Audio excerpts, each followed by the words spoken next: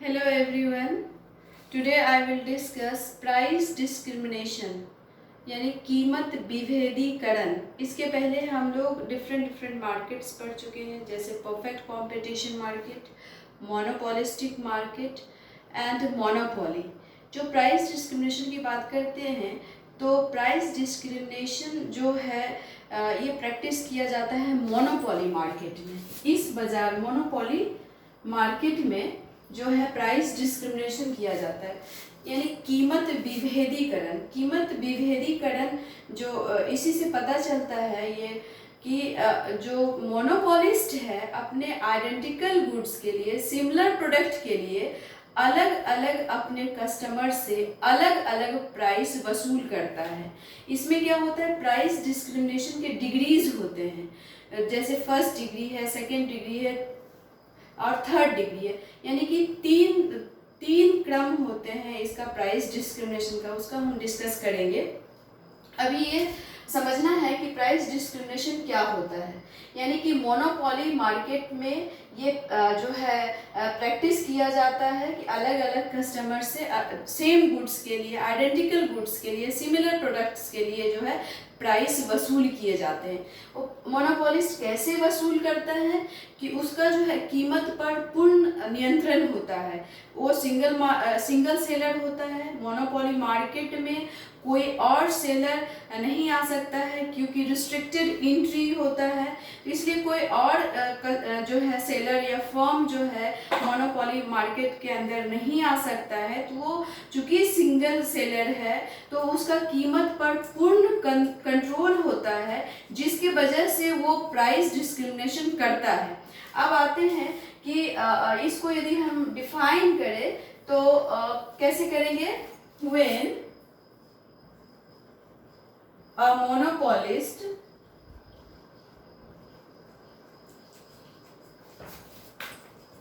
charges different prices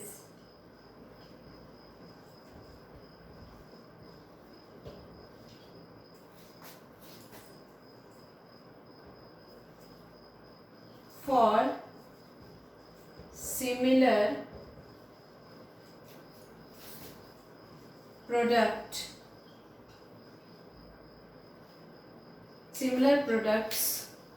from different customers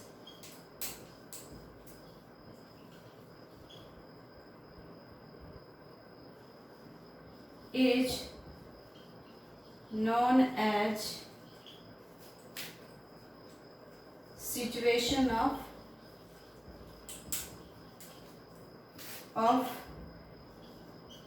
price discrimination.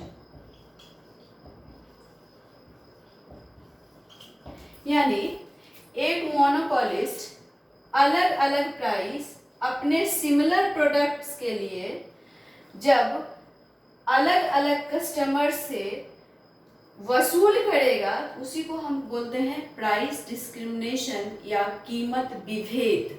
नाम से ही पता चलता है कि वो जो मोनोपोलिस्ट है कीमत विभेद करता है, अपने सारे कस्टमर से एक तरह का कीमत वसूल नहीं करता है, प्राइस वसूल नहीं करता है, अपने कस्टमर से अलग अलग प्राइस वसूल करता है। अब जो है ये प्राइस डिस्क्रिमिनेशन के 3 डिग्रीज होते हैं। First degree price discrimination, second degree and third degree. ये समझना बहुत इम्पोर्टेंट है कि फर्स्ट डिग्री में जो है वो किस तरह के कस्टमर से कितना वसूल करता है, सेकेंड डिग्री में क्या वसूल करता है और थर्ड डिग्री में क्या वसूल करता है। तो हम फर्स्ट वाला का बात करें, इसमें है प्राइस डिस्क्रिमिनेशन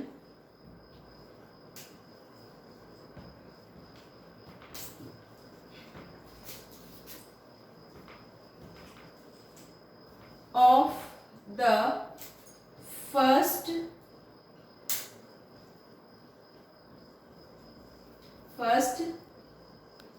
डिग्री। तो इसमें क्या है कि जो मोनोपोलिस्ट है अपने कस्टमर को डिवाइड करता है और डिवाइड करके उसके क्षमता के अनुसार, उसकी कैपेसिटी के अकॉर्डिंग जो है वो प्राइस वसूल करता है। इसके पहले हम लोग देख चुके हैं अलग अलग मार्केट में जो है इक्विलिब्रियम प्राइस डिटरमिन्ड होता है, उसी के अकॉर्डिंग जो है सेलर्स सेल करते हैं, अपने गुड्स को सेल करते हैं। लेकिन जब प्राइस डिस्क्रिमिनेशन की बात आती है, वो भी जब फर्स्ट जो है डिग्री की बात करते हैं, तो उसमें जो इक्विलिब्रियम प्राइस डिटरमिन हुआ उसको कंसीडर नहीं करता है मोनोपोलिस्ट। मोनोपोलिस्ट जो है अपने कस्टमर को डिवाइड करता है और उसके क्षमता के अनुसार जो वो देखता है कि कौन सा कस्टमर कितना प्राइस दे सकता है, उसके अकॉर्डिंग वो प्राइस वसूल करता है, जिसके वजह से कस्टमर के पास जो है उपभोक्ता यानी कंज्यूमर सरप्लस नहीं बचता है, वो पूरा का पूरा प्राइस वसूल कर लेता है। जैसे कि हम एक डायग्राम से इसको हम एक्सप्लेन कर सकते हैं। यदि ये जो है AR एवरेज रेवेन्यू कर्व है, ये एवरेज रेवेन्यू कर्व है, तो फर्स्ट डिग्री प्राइस डिस्क्रिमिनेशन में एवरेज रेवेन्यू कर्व ही मार्जिनल रेवेन्यू कर्व हो जाता है। यानी कि जो मोनोपोलिस्ट है उसका डिमांड कर्व ही जो है सीमांत आगम या मार्जिनल रेवेन्यू कर्व हो जाता है। जब जो मोनोपोलिस्ट का जो है प्राइस जो डिटरमिन होगा, इक्विलिब्रियम प्राइस जो डिटरमिन होगा, वो सपोज करते हैं कि वो प्राइस डिटरमिन हुआ ये प्राइस डिटरमिन हुआ। कंज्यूमर सरप्लस में हम लोग देख चुके हैं कि कैसे जो गुड्स के लिए पे करता है और उसकी यूटिलिटी जो अधिक मिलती है, उन दोनों का डिफरेंस ही जो utility, total utility minus price जो करते हैं, वही उसका क्या होता है, सरप्लस होता है। यदि मोनोपोलिस्ट ये वाला प्राइस, इस एक्सिस पर हम प्राइस और कॉस्ट ही रखते हैं और इस पे आउटपुट रखते हैं या क्वांटिटी डिमांडेड क्वांटिटी, तो क्या होता कि कस्टमर को ये जो है सरप्लस मिलता। यदि हम उसको A और B कर दें, तो जो इक्विलिब्रियम प्राइस डिटरमिन हुआ है, मोनोपोलिस्ट OP प्राइस या BQ प्राइस जो है वो कस्टमर से वसूलता, तो कस्टमर को ये वाला जो ट्रायंगुलर एरिया है APB के बराबर उसका सरप्लस होता है। लेकिन जो मोनोपोलिस्ट है फर्स्ट डिग्री डिस्क्रिमिनेशन में क्या करता है कि वो पूरा का पूरा प्राइस के रूप में वसूल कर लेता है, जिससे कि कस्टमर को कोई सरप्लस नहीं बचता है, उसको कोई भी सरप्लस नहीं बचेगा। जितना कैपेसिटी है वो उतना पूरा का पूरा वसूल कर लेता है फर्स्ट डिग्री प्राइस डिस्क्रिमिनेशन में। अब आते हैं सेकेंड डिग्री डिस्क्रिमिनेशन में। क्या होता है कि वो जो ग्रुप बनाता है, कस्टमर्स का ग्रुप बनाता है, तो हर ग्रुप में मार्जिनल जो कैपेसिटी वाले कस्टमर होगा उतना वो जो है प्राइस वसूल करता है, जिससे कि उस सेकेंड डिग्री में, यदि हम इसको सेकेंड डिग्री करें,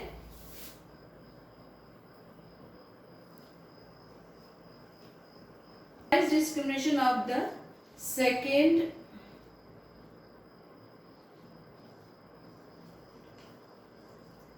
डिग्री, इसमें क्या करता है वो मोनोपोलिस्ट कस्टमर्स का जो है ग्रुप बनाता है और उस ग्रुप के अनुसार हर ग्रुप के मार्जिनल कस्टमर जो होता है उसके इतना, हर ग्रुप जो मार्जिनल कस्टमर जो पे कर सकता है उतना जो है वो हर ग्रुप से, हर ग्रुप का अलग अलग मार्जिनल कस्टमर जो है वो डिसाइड करता है और वो प्राइस वसूल करता है। इसका एग्जांपल हम दे सकते हैं, जैसे कि हम इंडियन रेलवे ट्रेन में जब हम बुकिंग करते हैं तो वो क्या कर रहा है, अलग अलग ग्रुप बना दे रहा है। स्लीपर के अलग ग्रुप हैं, जो सेकेंड AC के हैं अलग ग्रुप है, थर्ड AC के अलग ग्रुप है, फर्स्ट क्लास के अलग ग्रुप हैं, उस तरह का करके वो कैटेगराइज करता है। और फिर उसमें क्या होता है, इस सेकेंड ऑर्डर में जो कस्टमर है उसको जो है थोड़ा सरप्लस होता है, कंज्यूमर को थोड़ा सरप्लस मिलता है। यदि उसका हम डायग्राम बनाएं तो कुछ ऐसे होगा।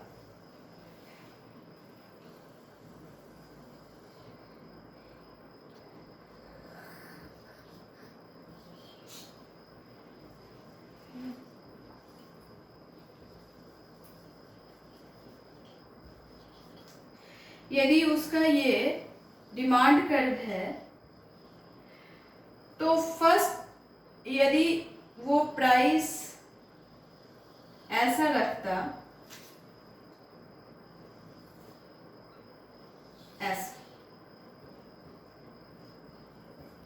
उसमें क्या करता है, यदि वो प्राइस ओपी रखता तो जो उसका कस्टमर है उसको ये ट्रायंगल, इसको ए बी इसको एन डालते हैं, तो उसको कस्टमर को कितना सरप्लस मिलता, NP1A के बराबर, इस रेक्टेंगल के ट्रायंगल के बराबर जो है उसको कस्टमर को सरप्लस मिलता। जब वो ओपी प्राइस रखता तो वो क्या करता है, सेकेंड डिग्री जो प्राइस डिस्क्रिमिनेशन होता है उसमें कुछ जो है वो कस्टमर को सरप्लस मिलेगा, तो वो प्राइस ओपी रख सकता है। ओपी भी प्राइस यदि वो रखता है तो जो ये रेक्टेंगल है इसके बराबर जो है कस्टमर को सरप्लस मिलता है। यानी कि इस मार्केट में जो है कस्टमर को कुछ जो है बचतें प्राप्त, इस डिग्री में जो है कस्टमर को कुछ जो है सरप्लस मिलता है, यानी कि बचत प्राप्त होता है। अब आते हैं जो हमारा थर्ड डिग्री है उसमें क्या होता है। थर्ड डिग्री में होता है, इसको हम करते हैं थर्ड। प्रैक्टिकली जो है इकोनॉमिक वर्ल्ड में जो है ये डिग्री ही देखने को मिलता है, थर्ड डिग्री। इकोनॉमिक वर्ल्ड में क्या है, प्राइस डिस्क्रिमिनेशन का जो है थर्ड डिग्री देखता है। इसके कुछ कंडीशंस है। कंडीशंस ये है कि यदि मोनोपोलिस्ट डिस्क्रिमिनेशन करना चाहता है, थर्ड डिग्री डिस्क्रिमिनेशन करना चाहता है, तो वो क्या करता है, बाजार को बांट देता है। यानी कि यदि वो दो बाजार को बांटा, ये बाजार ए है और ये बाजार बी है, ये ए है और ये बी है, तो ये दोनों बाजार को अलग होना चाहिए, पृथक होना चाहिए, ऐसा नहीं होना चाहिए। वो डिस्क्रिमिनेशन तभी कर सकता है, ये जो थर्ड डिग्री डिस्क्रिमिनेशन वो तभी कर सकता है जब उसका बाजार अलग अलग हो और ए बाजार का कस्टमर बी बाजार में ना जा पाए और बी बाजार का कस्टमर ए बाजार में नहीं जा पाए। ये उसका पहला कंडीशन है। दूसरा कंडीशन क्या है कि वो बाजार के इलास्टिसिटी पर जो है जो डिमांड, इलास्टिसिटी ऑफ डिमांड है उसके अकॉर्डिंग जो है वो बाजार को बांटता है। यानी कि कोई जो मान लेते हैं, सपोज करते हैं जो यहाँ पर ए मार्केट में एक्स गुड्स का जो डिमांड है लेस इलास्टिक है और यहाँ पर अधिक है, यानी कि यहाँ पर बेलोचदार मांग है और यहाँ पर लोचदार मांग है, यानी कि दो बाजार अलग अलग है, दोनों पर मांग की लोच, इलास्टिसिटी ऑफ डिमांड अलग अलग है। तो वो क्या करेगा, जो प्राइस अलग अलग फिक्स करके इन दोनों बाजार में बेचेगा। यानी कि जहाँ पर जो इलास्टिसिटी कम है, यानी कि इलास्टिसिटी ऑफ डिमांड कम है, वहाँ पर वो क्या चाहेगा कि प्राइस जो है अधिक रख के और वो वस्तु बेचे। लेकिन जहाँ पर जो है इलास्टिसिटी अधिक है तो वो क्या करेगा, वहाँ पर कम प्राइस रख के ज़्यादा गुड्स वो सेल करने का कोशिश करेगा, क्योंकि वो मोनोपोलिस्ट जानता है कि जहाँ पर जो इलास्टिसिटी ऑफ डिमांड अधिक है वहाँ पर वो थोड़ा भी प्राइस ज़्यादा करेगा तो उसका मांग बहुत ज़्यादा। इलास्टिसिटी ऑफ डिमांड क्या कहता है, प्राइस इलास्टिसिटी ऑफ डिमांड क्या कहता है कि जो मार्केट में जिस गुड्स का डिमांड इलास्टिक है, तो जैसे लग्जरियस गुड्स है, उसका यदि प्राइस बढ़ जाता है तो उसके डिमांड, जितना प्राइस बढ़ता है उससे ज़्यादा कहीं उसका डिमांड घट जाता है, और प्राइस जब थोड़ा घटता है तो उसकी डिमांड बढ़ जाती है। इलास्टिक में यही होता है। और इन इलास्टिक डिमांड में क्या होगा, जो यदि प्राइस घट भी गया तो उसका डिमांड बहुत ज़्यादा फ्लैक्चुएट नहीं करता है, बढ़ भी गया तो बहुत ज़्यादा जो है उसका डिमांड फ्लैक्चुएट नहीं करता है। तो इसलिए वो क्या करेगा, वो डिसाइड करेगा कि जिस बाजार में मांग इन इलास्टिक है यानी लेस इलास्टिक है, उस बाजार में वो कीमत अधिक रखेगा, और जो बाजार में मांग की लोच अधिक है उसमें वो कम प्राइस रखेगा। इसको हम डायग्राम से दिखा सकते हैं कि किस प्रकार एक मोनोपोलिस्ट दो पृथक बाजार में जहां पर की मांग की लोच अलग अलग है, तो वो किस प्रकार जो है अपना कीमत फिक्स करके लाभ प्राप्त करता है, अपने प्रॉफिट को मैक्सिमाइज करने की कोशिश करता है, मैक्सिमाइज करता है। इसके लिए कुछ कंडीशंस है, इसमें भी इक्विलिब्रियम के कुछ कंडीशंस हैं, उसको हम देखते हैं अभी। प्राइस डिस्क्रिमिनेशन में भी मोनोपोलिस्ट का क्या होना चाहिए, यदि वो दो बाजार लिया है, ये दो बाजार है ए और ये बाजार है बी, तो इसका भी हो इससे जो रेवेन्यू जनरेट होगा उसको यदि हम बोले MRA, मार्जिनल रेवेन्यू ए, और इसको हम बोले MRB, तो इसमें क्या है कि ये दोनों बाजार का मार्जिनल रेवेन्यू बराबर होना चाहिए। इक्विलिब्रियम में क्या होना चाहिए, फॉर इक्विलिब्रियम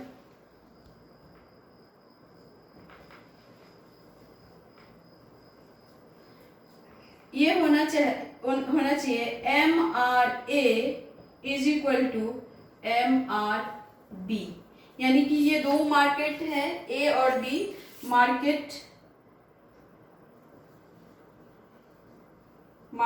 ए और मार्केट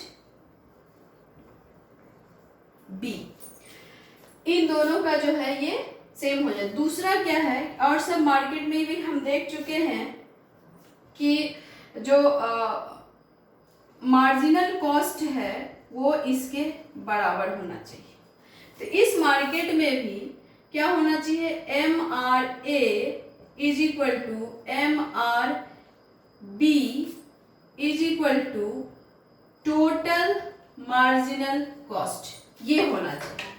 अब किसी समय हम देखते हैं एक कंडीशन ऐसा आता है कि यदि मोनोपोलिस्ट को इन दोनों बाजार में ही मान लेते हैं कि इस बाजार में ए और बी में, इस बाजार में मार्जिनल रेवेन्यू वो जो है लेस देन मार्जिनल कॉस्ट है, ये marginal revenue less than total marginal cost है, तो वो अपना प्राइस को इस प्रकार डिस्क्रिमिनेट करेगा कि वो उसका जो यहाँ पर इसको जो मिलेगा MRB ग्रेटर देन TMC, तो ये जो है अपना प्रॉफिट जो है अर्न करेगा इस तरह से करके। तो ये दो कंडीशन है उसका इक्विलिब्रियम का कि दोनों बाजार में मार्जिनल रेवेन्यू बराबर होना चाहिए, फिर ये दोनों जो है उसके मार्जिनल कॉस्ट के बराबर होना चाहिए, तो उसका इक्विलिब्रियम होगा।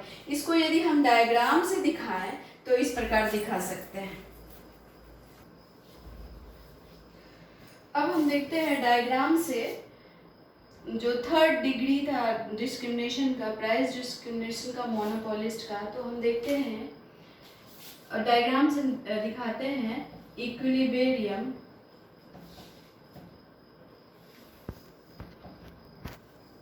ऑफ द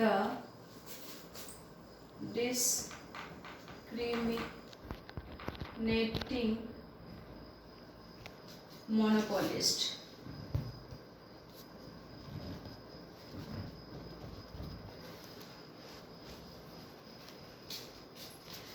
तो इस जो थर्ड डिग्री था, मैं पहले ही बताई कि उसमें क्या होगा, मोनोपोलिस्ट क्या करेगा, जो बाजार में डिमांड इलास्टिक होगा तो उसमें वो प्राइस कम रखेगा, और जिस बाजार में मांग जो है इनइलास्टिक होगा वहां पर वो प्राइस अधिक रखेगा। तो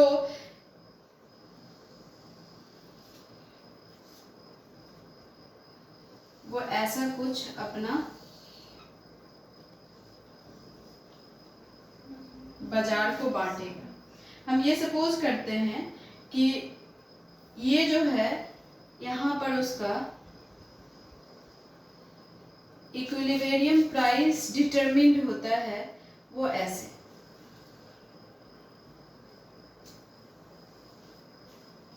AR MR,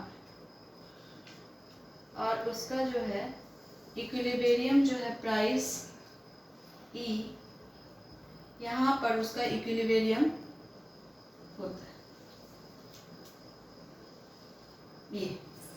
ये उसका जो है इक्विलिब्रियम हुआ, ये उसका MC है।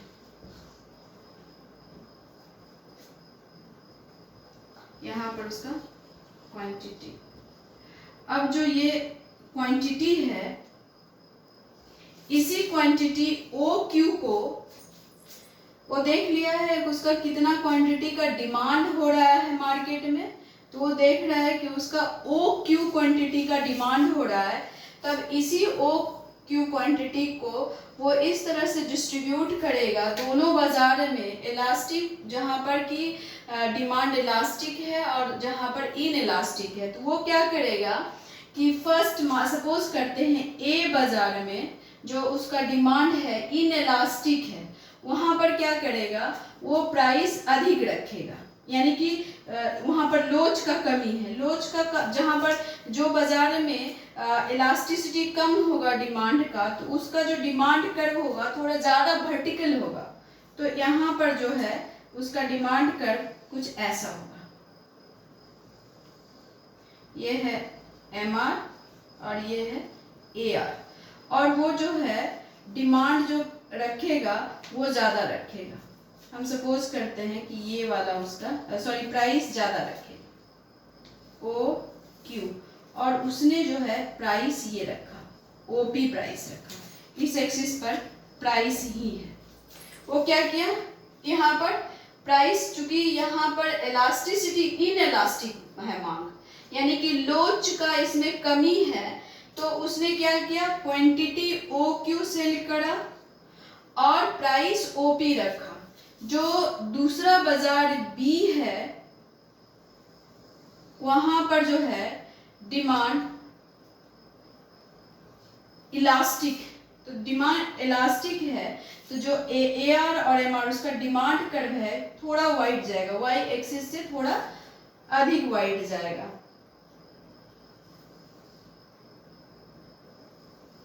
कुछ ऐसा, ये थोड़ा ज़्यादा ही हो गया, ये इसको ऐसा डालना है कि इस दोनों में गैप दिखे। ये हो गया उसका AR, ये हो गया MR। इस बाजार में वो क्या करेगा, अच्छा यहाँ पर से खींचना था,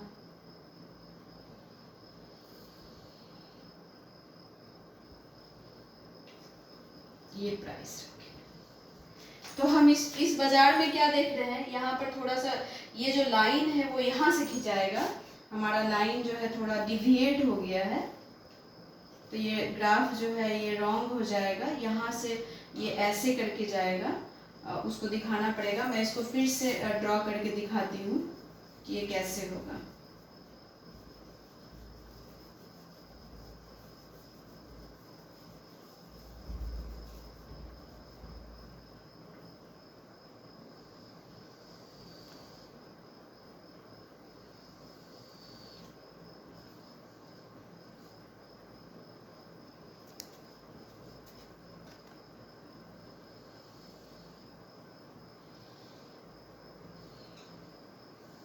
कुछ ऐसे। अब हम देखते हैं कि OQ से ज़्यादा यहाँ पर यहाँ पर OQ1 डालते हैं या A डालते हैं, यहाँ पर हम B डालते हैं, यहाँ पर प्राइस A डालते हैं, यहाँ पर प्राइस हम B डालते हैं। हम देखते हैं कि B बाजार जो है ये इनइलास्टिक है और ये इलास्टिक है, तो हम इसमें देखते हैं कि वो प्राइस जो है मोनोपोलिस्ट यहाँ पर कम क्वांटिटी सेल करता है। OQA जो है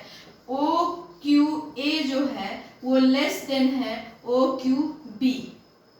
यहाँ पर कम क्वांटिटी सेल करके वो प्राइस अधिक रखता है। वो जानता है कि इस बाजार में यदि हम प्राइस कम भी कर दें तो डिमांड बहुत अधिक नहीं बढ़ेगा, क्योंकि यहाँ पर लोच का अभाव है।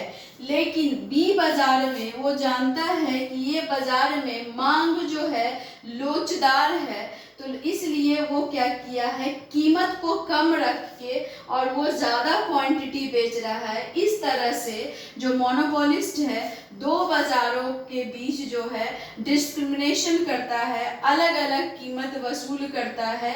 इस तरह का जो कीमत वसूल करता है, डिस्क्रिमिनेशन करता है, वो हम बोलते हैं वो होता है थर्ड जो होता है डिग्री ऑफ डिस्क्रिमिनेशन है, जिसमें कि ये दोनों A और B बाजार जो है वो दो अलग अलग बाजार है, जिसमें A बाजार का कस्टमर B में नहीं जा सकता है और B बाजार का कस्टमर A में नहीं जा सकता है और दोनों का लोच अलग अलग है।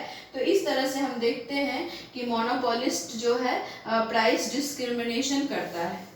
और नेक्स्ट जो है हम लोग नेक्स्ट टॉपिक से लेकर हम लोग पढ़ेंगे। तब तक के लिए थैंक यू।